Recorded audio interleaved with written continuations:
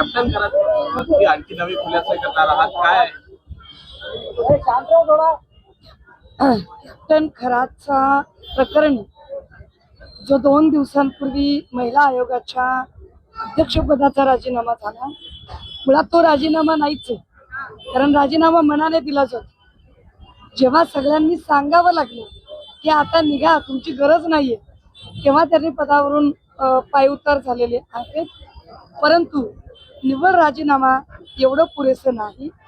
या प्रकरणी रुपाली चाकणकर यांच्यावर गुन्हा दाखल झाला पाहिजे, त्यांना सह आरोपी केलं पाहिजे आणि महत्त्वाचं त्यांची नार्को टेस्ट झाली पाहिजे, कारण त्याच्याशिवाय अजून बरेचसे खुलासे होऊ शकणारे नाहीत आणि त्यामुळे त्या गुन्हेगार कशा ठरू शकतात आणि त्यांच्यावर गुन्हा कसा दाखल होऊ शकतो या संबंधातल्या अनेक गोष्टी पुढच्या 2 दिवसानंतर मी स्वतः